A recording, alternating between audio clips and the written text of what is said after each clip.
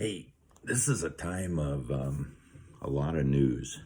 Everywhere you go, there's news, and maybe you've heard some bad news, or maybe you've even heard some news that it wasn't what you expected or even wanted to hear.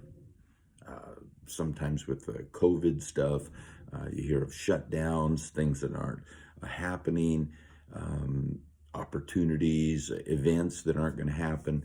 Um, in my personal life this week, a couple of times I heard news that, initially it wasn't what I expected to hear or I wanted to hear.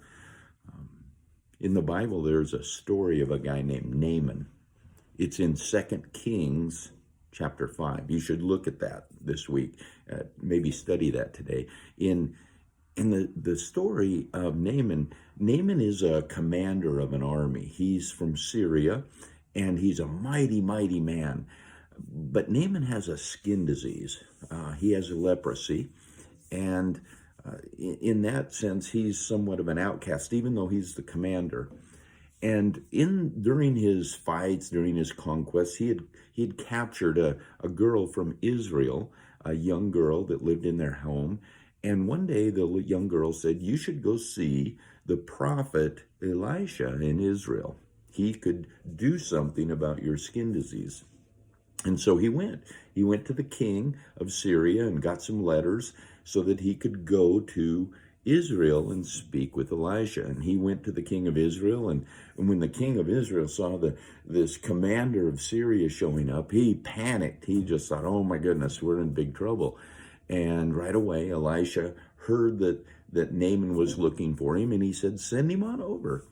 And so Naaman goes to see Elisha. But before he gets to Elisha's house, Elisha sends a messenger out to Naaman, the commander of the army, and he says, "Go and wash yourself 7 times in the Jordan River, and you'll be healed." And guess what? Naaman was mad. He was crazy mad. He's like, "What? Am I a dog? Why didn't he come out and pray with me? Why didn't he come out and call on his God for me? I'm supposed to go and wash in this dirty river?" It wasn't the news that Naaman expected to hear. But his advisors that were around him, the other men, said, "Why not go try it? Why not give it a shot? If he'd said something hard, you would have totally done it."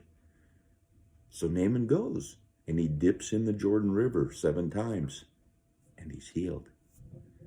He is totally healed. And he goes back and he says, "Praise God.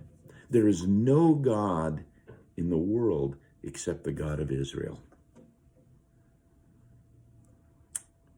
Sometimes we get news, and when we first hear it, it's not what we expected, and we reject it. We don't want it. We don't want to believe it. We don't want to hear it. We don't think it's for us.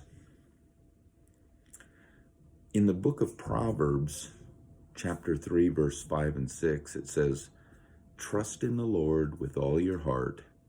Lean not on your own understanding. In all your ways acknowledge him, and he will keep your path straight." Maybe when we hear news, maybe instead of we're going to initially react. But after that, maybe we need to trust God because he knows what's best for us. Trust in the plans God has. Live for Jesus. Have a great day. God bless you.